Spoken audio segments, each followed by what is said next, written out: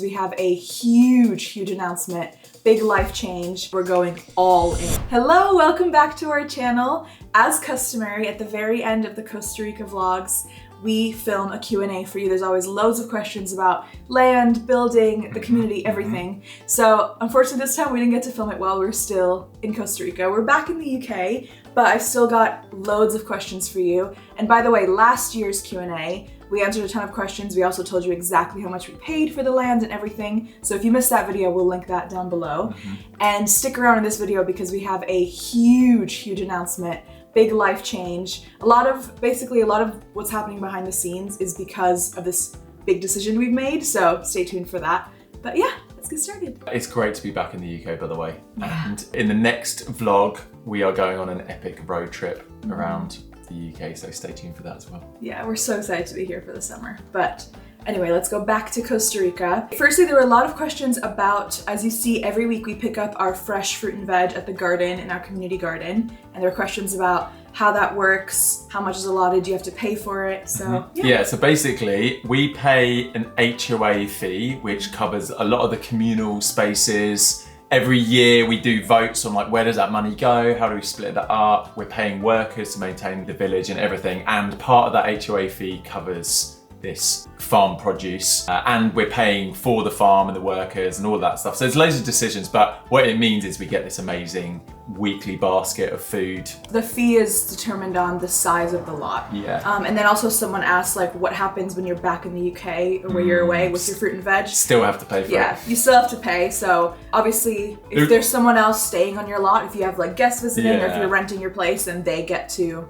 get your It would just get way too complicated if people were like, oh, I'm not here this week, I'm not going to pay. Or I'm only here for half the week, I only need half. Yeah, so just keep it clene. Everyone pay, and then I guess it's like your loss if you're not there. But and none of the food goes to waste. It goes to the workers. I think maybe they've started donating what's left over to the local school, and I think there's like an elderly home or something. So yeah, and it's all organic. It's amazing, and we all kind of help vote for what they plant and stuff. Yeah, it's one of our favorite things I think about living there. It's so cool. Do you have an idea on how schooling will go with your children? I mean, we've been throwing around a ton of ideas. There's a school out there where a few of our friends have their kids, and there's kind of mixed opinions on it, and it's a more like free school where you can like choose what you learn and stuff like that. So, I mean, that's an option. There's also so many parents that are talking about alternative education. There's groups of people doing homeschooling. So I think there's a ton of options right now, and I don't think we have to rush into it. But I definitely think an element of it, because we're going to be traveling a bit in the year, will be homeschooling. And then hopefully there's maybe something we can plug in and out of in Costa Rica. But I definitely don't want to enroll them in any of the UK schooling systems, because I think it's really difficult then to be able to travel and do it part-time. So, you know, whenever we're back in the UK, we'll just have to be homeschooling. And and I think with this new community as well setting up, like not only is Aliggria about to flourish in the next few years with people, there's a whole new community of people coming as well. So there's so many talks about like a Waldorf school being set up, a Montessori. I think honestly by the time Neo's closer to school age, there will be many schools in the area with different teaching styles, and we can kind of, as we get to know him and his personality better, figure out what could work best for him. But yeah, something I'm really excited about is world schooling as well. Like, so homeschooling, but if we travel, let's say we go to Thailand for a month, I want to set up a curriculum, something around Thai culture, and we can take cooking classes and learn about the animals, and that just seems so much more exciting to me. Yeah, you could do like everything around that. Like if you're learning like history, like language, we learn some of the basic language, and I think there's geography. There's like so many. We can go to museums when we travel. Like I would love to just set it up so that school becomes part of just life and everything we do. We go to the grocery store, we help him, like maybe he can count the change. You know what I mean? Like all those little daily things I think become part of school. And rather than learning about the wonders of the world through a book, like we're taking him to the wonders of the world. Yeah. So yeah, we don't know yet, but we'll keep you updated as we're figuring it out. Is the tree you planted when you got engaged still on your land? Absolutely not. Absolutely not. I reckon it died within like, I mean, we literally planted at the beginning of dry season. We knew nothing about this. Okay, when we were literally, as we were leaving now, it was end of April, we're like, oh, maybe we can plant some stuff. And people were like, even though rainy season starts within the next few weeks, it's still too early. Like things will die unless there's someone there to water them pretty much every day. So as it was symbolic of our love. Yeah, it was January. Unfortunately, I think that's a bad sign. Yeah, I'm pretty sure a direct quote Louis said was like, "This will flourish as our love and relationship continues to flourish," and like a week later it's dead. Yeah, that's something we're really excited about when we get back to focus on. Obviously right now our main focus has been designing the house and all that, but designing the garden I think will be the next big project. And where we planted that tree, we may end up building our bigger property in the future anyway, so we'll figure something out. Yeah, that tree planting was just a beautiful symbolic thing, but there was no planning around like where on the land it was, nothing. So It was cute, but it's definitely dead. Definitely dead. So are you planning to return to the UK for birth of baby 2? Again, a lot of questions about where we want to give birth and why we're not giving birth in Costa Rica. Obviously, giving birth in Costa Rica is like probably the easiest way to get residency, and a lot of people that we know do end up doing that. For us right now, I think I really need a home that feels like I can nest in it, and because our house isn't built, we would have to be renting somewhere, and here we already have everything. Obviously all the baby stuff we already had for Neo, all the clothes and just everything, and obviously Louis' parents live here. There's a lot of things like comfort-wise that just feel good about having a baby here, so that's why we decided to come back here for the birth. And also we're renting this house. We're paying a lot of money per month, and we've already rented it for the whole year, so why would we like not be here? So yeah, that was kind of our planning around it. Yeah.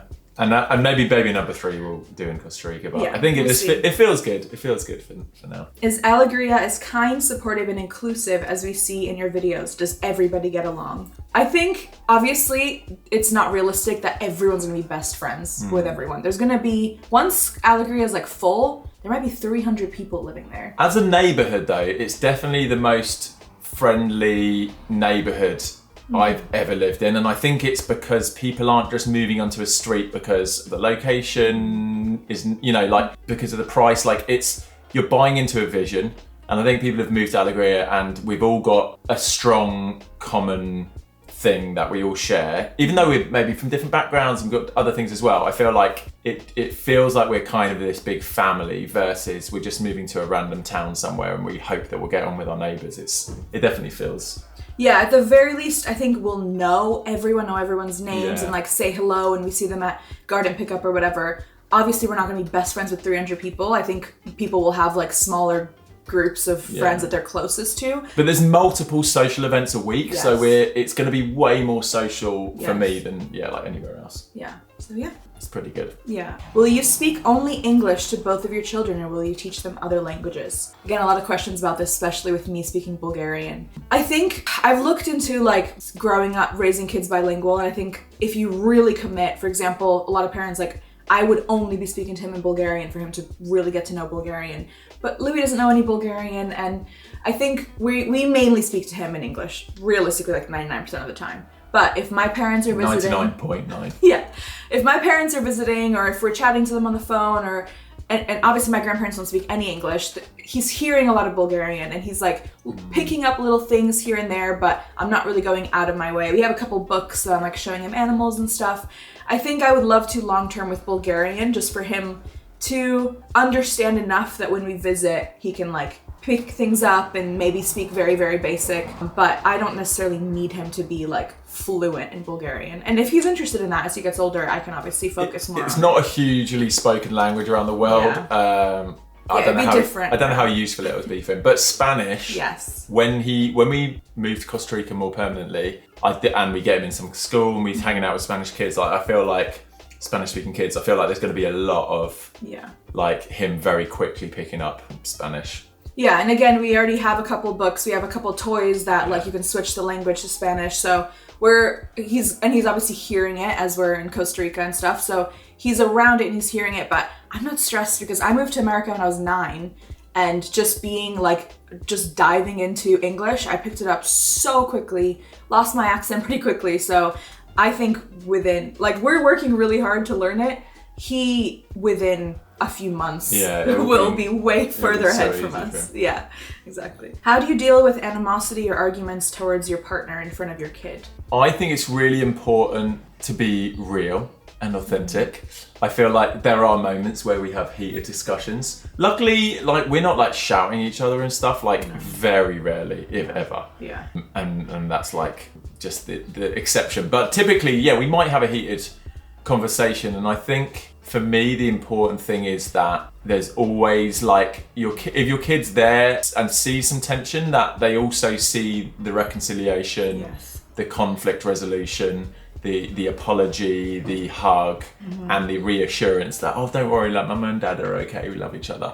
I think that's really important to me, so he doesn't go to bed thinking like that we hate each other or something, you know. I think one of the best things about our relationship is we resolve things very quickly. Look, we're both pretty opinionated and stubborn, so we definitely butt heads often, but we immediately resolve it. Like we don't hold grudges. It's not like we don't talk to each other for days. We literally, like, immediately at the end of the heated conversation, we're over it and we're just like, let's move on. Yeah, and also I think seeing that realistic scenario that there is a little bit of conflict in the world and in our lives and in our relationships, it sets you up better for like being able to deal with that. Like if you always saw just this perfect home life and then had struggles with a friend and they were arguing, you know, this way it's kind of demonstrating, this is how you resolve conflict. So I think it's good. I think it's better. Yeah, I think so. Have you chosen a name for baby number 2 yet? No.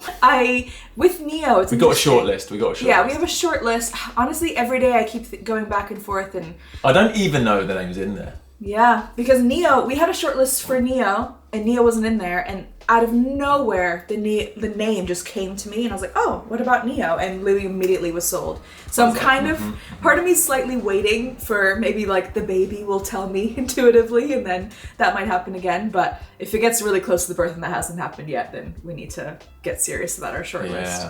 But if you have any suggestions, please let us know. We love short names. We love names that so obviously Raya, Louie, Neo. I feel like there's like the double syllables, and there's something similar about those names and the way they sound. So we like it ending in a kind of vowel. Yeah. I feel like if you can think of any name that would go lovely with that, and also middle name, obviously. Lovely. Neo's middle name is Earth, so Neo Earth. If you can think of a girl's name that can match well with that, please let us know. We're very open still. How do you make an income? Are you all online workers of some sort? Okay, so everyone in the community, they're talking about like, what do people do? Oh, right. Honestly, I'm not sure what everyone does, but being in Aliggria, I think there's a mixture of people that have come with savings that have kind of retired, and maybe they've got like a tiny little thing they do on the side.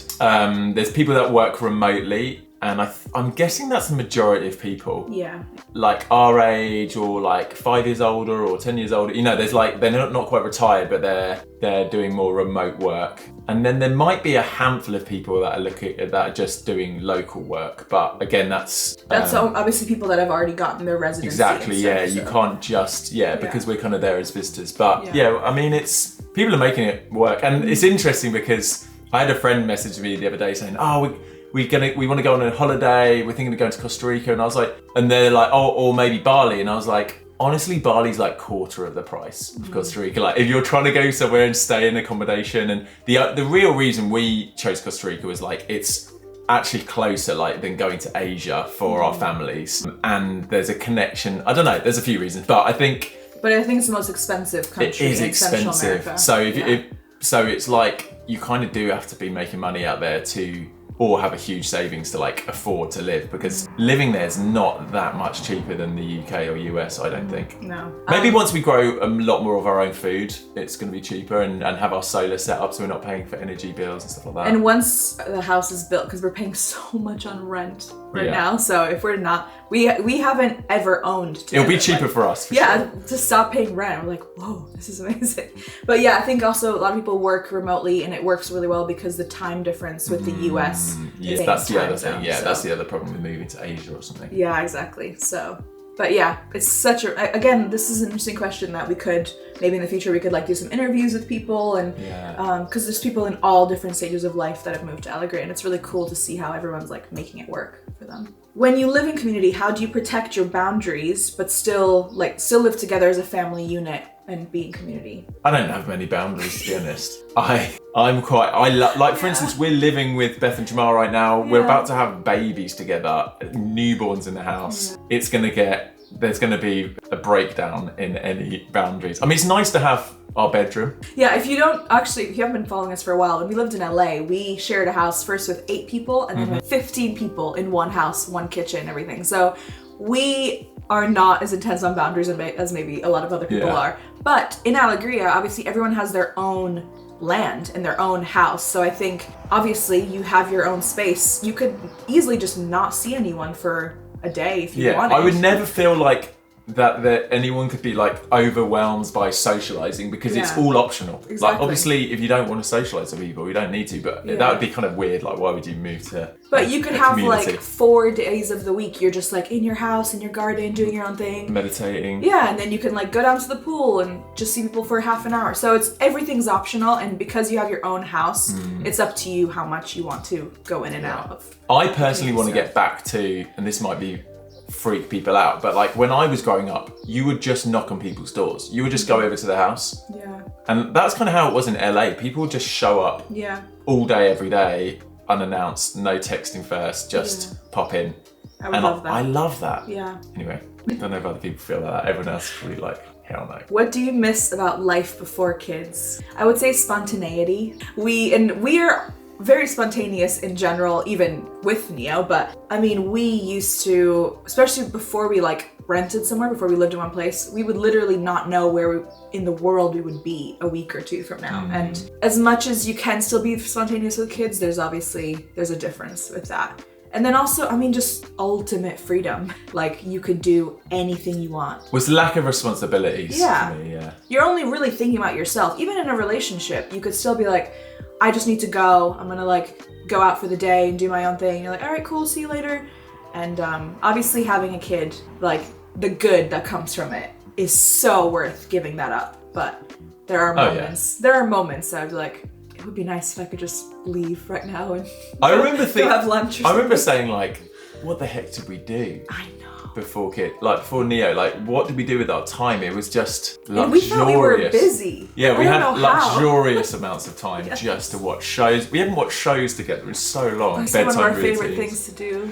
Anyway, it's nice occasionally reminiscing, being like, oh, that was nice, wasn't it? Yeah. But it's wildly more rewarding being, a parent. I also think we're obviously, when you have very little kids, they need your attention like all day, every day. It'll chill out a bit. Yeah, maybe it'll be a total of like 5 years or so where all of our, like, where we have at least one really, really young kid. But once they're a bit older and they can sit in their own room and like read a book, like I used to just chill in my room for hours with my sister. So once they're old enough to be doing that, then we can actually have a bit more time for ourselves. Yeah. How are you handling anxiety with rising building costs? I'm building in Spain and surprise costs are stressful. It excites me with the challenge of like, oh, we're gonna have to pay some more money, and are we gonna make that payment deadline? And it's kind of like an exciting challenge for me. The difference is some people who, maybe if you're on a salary job, you know exactly how much money you're making. So if you have rising costs and you're like, I don't have that money, that's completely different. But with our job, it really is like, we can make more money if we work more, if we make more content. So it's because it's like a fluctuating thing. There's availability for more. So if we need to make more, that option is there. So I put together like a pitch, and I'm like, I'm actively seeking work and sponsorships of brands, and it's like there's an element of that I think's kind of fun to kind of do. But yeah, I think it is we're very privileged to have that kind of work set up where we can just basically, like you said, work more and. But also there's less security. Yes. There's less stability. Yes. But there's the potential to earn more. And it also has been stressful. Like I don't want it to just be like, oh, it's so fun. Oh yeah. Like when we're, told a whole new amount that we were not budgeting for. Oh yeah, I had a few freakouts at the architects and stuff to be like, whoa. How did that happen? Yeah. I think there's communication breakdowns and stuff. But overall, we're trying to stay positive and just say like, okay, then let's make that money versus like drowning in a cloud of, oh my gosh, we're never gonna be able to pay that. Yeah. So we're trying to stay positive. But we relate. It is a little bit intense when it all starts. I also think it's all about expectations, and even before we started building, I always knew, and everyone's always said, building is so much more expensive than you think it will be and will take so much longer than you think it will. So if you can go in expecting that and being open to things changing, I think that's better than like having a strict expectation. Yeah. What do you miss from the UK when you are in Costa Rica? I mean, it's just the conveniences, luxuries, takeout food, next day Amazon deliveries of bits and bobs that we need, and being able to walk to like coffee shops. That's something I really miss. Like my favorite thing to do is go on walks, and where we live in Brighton, we can walk to the beach, we can walk to cafes. And everything's flat. yeah, it's flat, so like pushing a stroller and having a little matcha, like that, I just love everything about that. It's also not 40 degrees sweltering heat. We live like on a mountain in Costa Rica, so obviously it's really good for you to walk around, but it's a very different experience. It's like a workout versus a stroll. There's no, I don't think there's such thing as like a leisurely stroll around Aliggria. It's like full on like... Yeah, in the heat, yeah. So I miss that. And obviously our friends and family, like it's so nice being back here and catching up with everyone. And everyone here has kids, and obviously Neo has a lot of friends in Costa Rica too, but it's just nice to catch up with everyone. I think right now I'm really grateful that we have the best of both worlds. Yeah. Someone asked about names we love but won't be using. I might actually film a whole video on this on my channel because we do have quite a lot. Just listing names. There's tons of videos like that. Really? Just reeling off names? Yeah, like names that you love. How do we know we're not gonna? I guess if they There's, rhyme with yeah, there's the ones that we know we won't. It gives people ideas for names. Yeah, it's like a whole trend, but anyway, I might do a whole video on that. Let me know if you'd be interested. Would you ever do bus travel with kids? We have talked about this. My thinking is, we won't get back on the school bus, obviously. My thinking is we have, at some point, maybe in 10 years, we convert a coach. Coaches are designed for long distance, high speed travel on highways, getting places. And whenever you're in like tourist destinations around Europe, there's always somehow, even in the smallest places, there's like coaches. And there's parking spots specifically for coaches. So yeah, so we're thinking we do up a coach and then we have like... almost like a tour bus kind of a bunch of bunk beds, and then we could tour around Europe in it. It would be amazing. We could spend months touring around Europe. I think that'd be so much fun when the kids are older. So yeah, I think that's way... That's like a long term. That's way down the line, but I'd love to do that. It feels like that's probably like the biggest we would ever do in terms of a home on wheels. But well, how big? Big just looking at them from the outside, I'm like, that is like a mansion. Yeah, we could go double decker coach. I don't know. That limits us with like bridges and stuff. But anyway, I think that would be an amazing project to do. Yeah, 5, 8, 10 years in the future. Okay, so a lot of questions about how much time we're going to be spending in the UK, long-term, Costa Rica, like what our plan is. So this is our huge announcement, decision we made maybe a few months ago. So like I said, we've currently rented this house for the rest of 2025. And as of right now, our plan is to end our lease at the end of this year, and in January to officially move to Costa Rica. That will end up being our like permanent main base, home base, which is kind of scary. It's kind of scary. It's exciting, but obviously it's like we're going all in on that, and we're leaving being close to family and with a new baby and all the comforts that we said, everything we love about being here, we're officially leaving. And it makes so much sense to me because I think for so long we've been struggling with this idea of like, okay, we're splitting our attention, our finances, our resources. You know, I'm even buying like, I've got a drill in Costa Rica, I bought the same drill out in the UK, and it's like, you know, there's so much duplicated stuff and that we can't travel back and forth with, and I just think it's just going to be so good to kind of like consolidate and just focus. And there's a lot to do out in Costa Rica. For me, it's like project heaven. And financially, like I said, rent is so high out here that with bills we're paying like £5,000 a month, maybe even. Yeah. I think, or it basically totals to like 50 grand a year on just rents. I mean, it's not wasted, but it feels like... especially if we're gone for a lot of the year. So, and having been here for 3 years now, by the end of this year, we've just spent 150 grand on rent. Yeah. Obviously, yes. So that's kind of our main thing. And once our house is built, then that...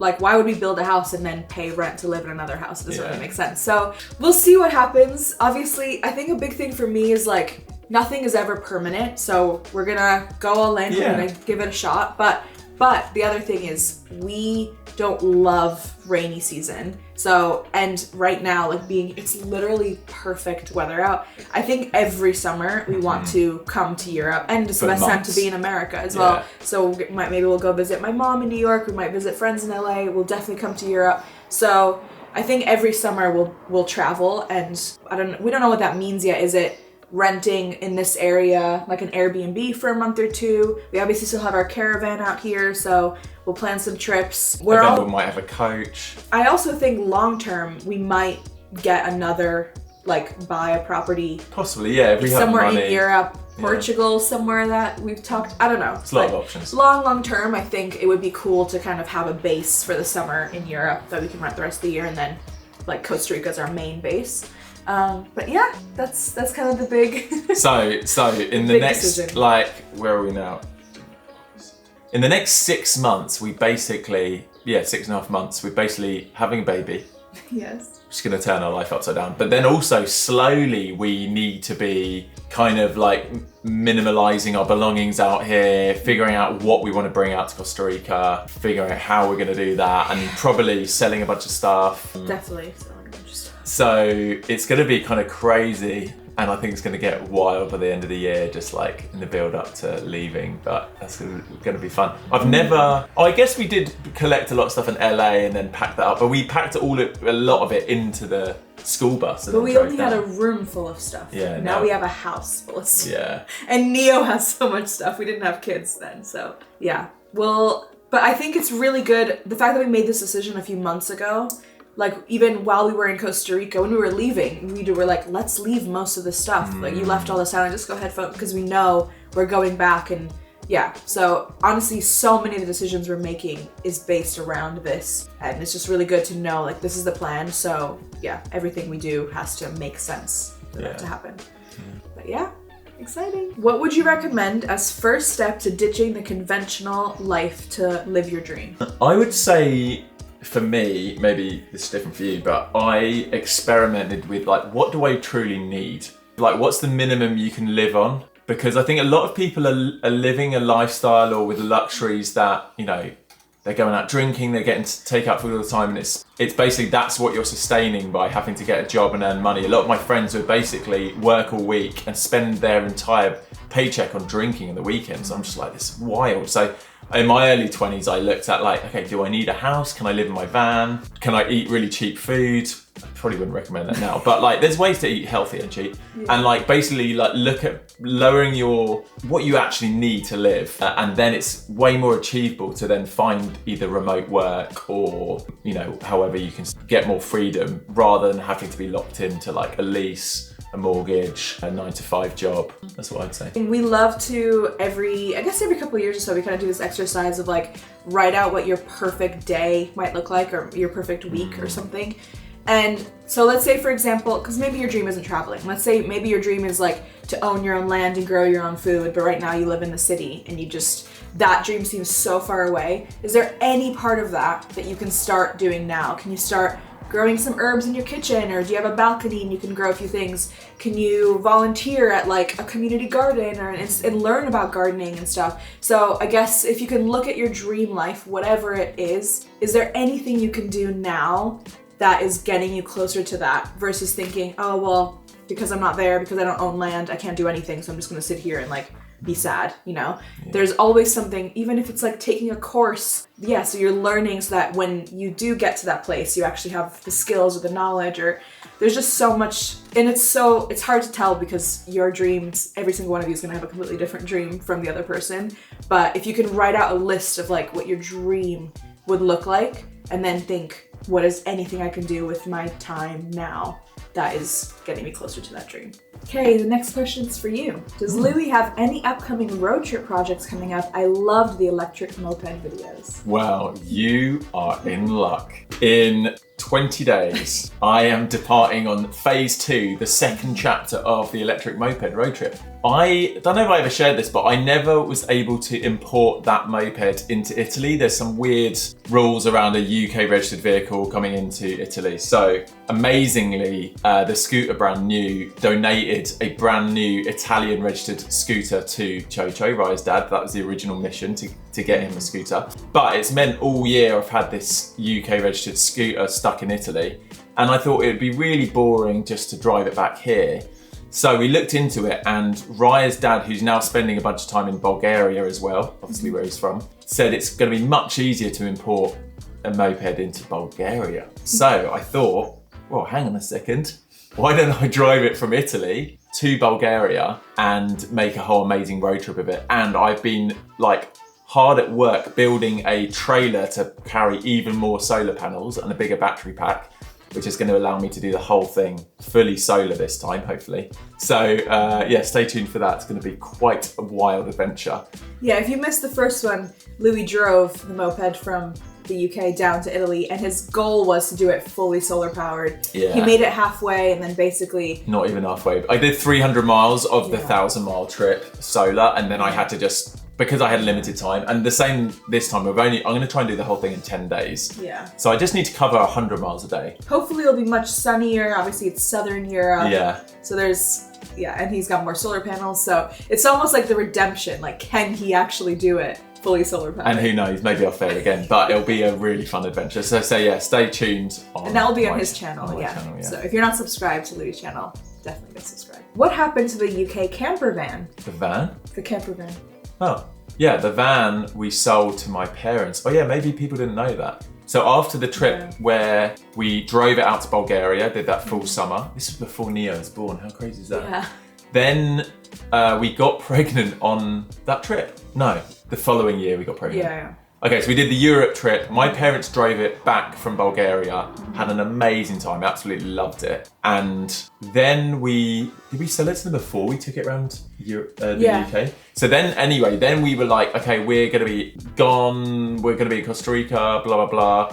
So my parents were like really excited to buy it off us. So we sold it to them. We then borrowed it for our UK road trip the summer after. That's when we got pregnant. And that's when also we were like, this van isn't kitted out for kids. No. So it's there's no space for like a car for Neo to sit in. Yeah, you need legally, you need to have a proper seat, belted in, a car seat, all of that. So. But they love it. They've taken it. I miss it, honestly. It's so good. It is, I would say it's the perfect layout. If you're interested in living in a van or anything like that, go watch our like tour video. We'll link that below as well. I think it's the absolute perfect layout, and I love it so much.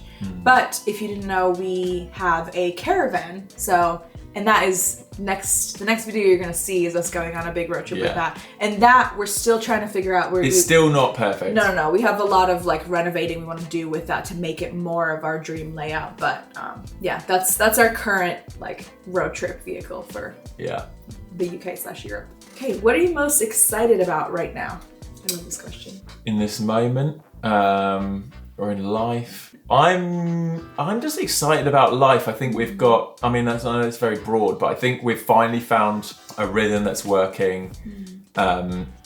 Just being with Neo is amazing, getting to travel, and I'm excited for welcoming our new little daughter into the family. So I'm just pumped on life, really. Yeah, it's the beginning of the summer. I love everything about the summer, long days and like beach days and just spending time with friends here.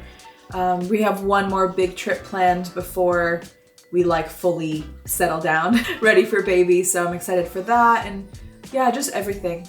And spending time with Neo and watching him grow up, and yeah, the baby. I'm a little bit nervous about the baby coming too, but overall excited for everything. Hopefully that's been a little insight into where we're at in life right now. I really like doing these kind of Q&As every year, and maybe we should do them more regularly, but it's cool. If you don't already follow or support us on Patreon or on our YouTube members, we actually do monthly live calls where you can like jump on Zoom with us and just ask us in person, and all of you that are following us on there, you already know all this. You've known all this for like months. So yeah, you'll definitely get like absolute first scoop on any of this stuff. And we've been updating people on what's happening with our build and stuff, which maybe we'll do as well on a main video at some point. But we'll link all that below. Obviously, we massively appreciate all the support, whether you're on there or just watching our videos and subscribing to this channel. Thank you so much. And if you are watching this video and you're not subscribed, that's also a huge help. It really helps. If you can subscribe, that would make a huge difference. Thank you. And yeah, thanks for watching the Costa Rica videos. You always love it when we're there, and all these videos get so much love, so thank you. A lot of you are already saying that you're excited about the Brighton content and baby content and all of that, so that's coming soon. So yeah, stay tuned. Thank you for all the love, and we'll see you in the next one. Bye. Bye.